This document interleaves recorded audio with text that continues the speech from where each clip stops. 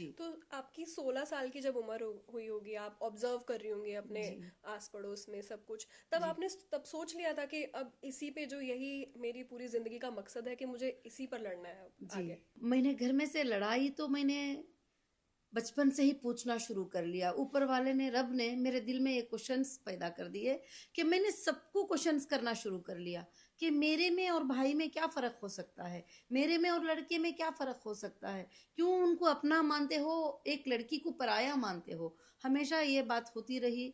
और जब वो उसको पढ़ा कर जाने वाले टीचर उससे ज़्यादा मैं पढ़कर बता देती थी, तो लोग जो है उस टाइम पर ये करते थे। तो मैंने जब उस वक्त से शुरू करते करते यहाँ तक कि जब मैं 15 साल की एज को पहुंची, तो उस वक्त तो मुझे इतनी समझ आ गई थी कि यहाँ तक कि मेरे आसपास बहुत सारी औरतें जमा हो गई थी। बिल्कुल। तो जी। जैसे आप बड़ी होती गई जी। जी, आप। बड़ी होती गई और मैंने सबको बताया कि हमारे कुरान को पढ़कर मैंने बताया, इंडियन कॉन्स्टिट्यूशन के बारे में मैंने स्टडी किया और मैंने बताया कि सबके इक्वल राइट्स हैं, इक्वल जस्टिस हैं और कहीं पर भी ऐसा नहीं लिखा है कि लड़की को इस तरह से करना कम है है। किसी से। और उस वक्त में आप समझ सकती है कि कितनी दुनिया टूट पड़ी होंगी। सबको जब बताया जाता था कि औरतों के हुकूक ही, ये सब जितने भी बातें बोले जा रहे हैं, ये बातें गलत बातें हैं, ये बातें अपने बनाए हुए बातें ही, ऊपर पैदा करने वाले ने ये बातें नहीं बताया है। तो उस वक्त की फाइट कैसी होगी, उस वक्त किस तरह से उसको हैंडल करना पड़ा, किस तरह से, उस तरह से मैंने बहुत सारा काम भी किया। और फिर उसके बाद मेरी ज़िंदगी शुरू हुई उसी से। अगर बात इसमें हम स्ट्रगल की करें, देखिए समझाना बहुत मुश्किल होता है कि पढ़ाई की इम्पोर्टेंस क्या है। पढ़ाई सिर्फ तुम्हारे लिए एक जरिया है, सर्वाइवल है। जी। तो तब आपने कैसी स्ट्रगल्स फेस करी, कैसे आप समझा पाई लोगों को, लड़कियों को, कि शादी से बढ़ो, आगे बढ़ो? उस वक्त ऐसा था कि 7th पढ़ लेती कोई भी लड़की तो उसको रोक देते थे। वो बता देते थे कि 12 साल तेरी उम्र हो गई, अभी जाना नहीं है कहीं पर भी। तो मैंने सबसे पहले अपनी कम्युनिटी के लड़कियों को समझाना शुरू कर लिया कि हम जा सकते हैं, हम पढ़ सकते हैं, हम पढ़ाई कर सकते हैं। अगर ये नहीं भी भेजेंगे तो फिर हम जाके पढ़ेंगे और हम इनसे बात करेंगे। बात तो करेंगे। घरों में उनके माँ बाप को समझाना, उनके बड़ों को समझाना, उनकी पढ़ाई के लिए कोशिश करना, ये सब कुछ काम मैंने शुरू कर लिया।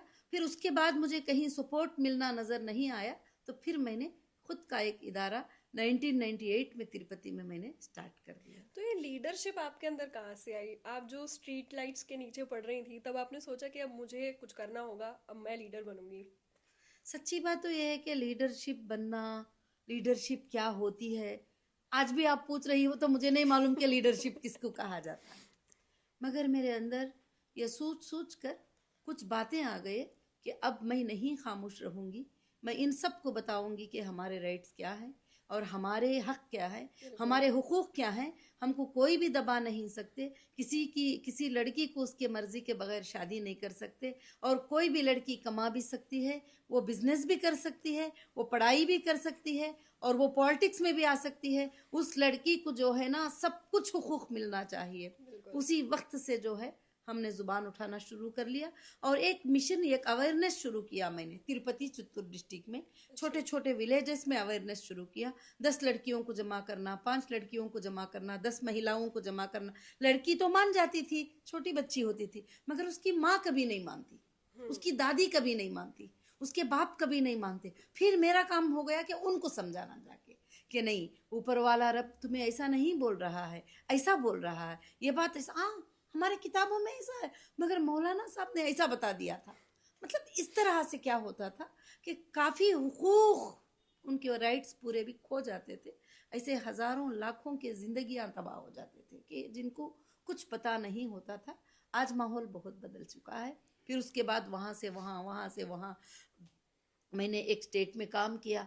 काम करने के बाद फिर दूसरे स्टेट को पता चला, तो फिर वहाँ के लड़कियाँ मुझे बुलाने लगे। फिर तीसरे स्टेट में पता चला, वहाँ के महिलाएं लड़कियाँ मुझे बुलाने लगे। फिर तो और चौथे स्टेट में पता चला। तो इसी तरह मैंने पूरे हिंदुस्तान का करीब करीब दौरा किया है, सिर्फ महिलाओं के राइट्स के लिए, बच्चों के राइट्स के लिए। उसके बाद काफ़ी स्कूल्स, काफ़ी कॉलेजेस, काफ़ी सारे चीज़ें मैंने शुरू कर लिया।